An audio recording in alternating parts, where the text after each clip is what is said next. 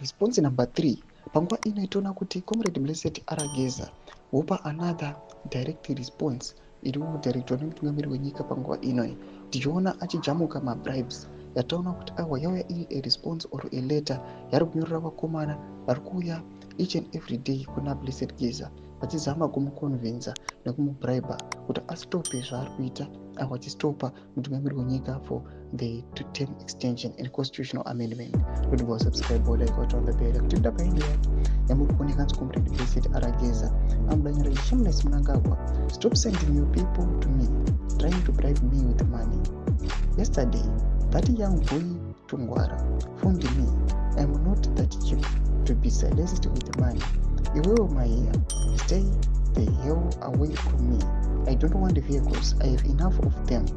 People first. Ndomasvika takaona kuti panapa Blessed Arageza panguva ino haasi kutomboda zvezvekutamba and it's not like ari kuuya panapa achidhimanda kuti warfare yavo yemawa veterans improve, but his agenda ndeyekuti macitizens enyika yeZimbabwe againe that freedom they fought for.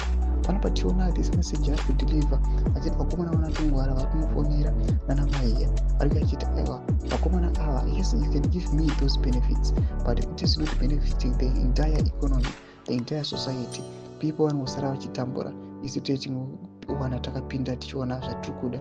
Panapa ari kuuya achiuya achinyatsorepresenta the voice of the people achiti these guys they have to be booted out, kupinde vanhu vanotarisa the welfare yemacitizens.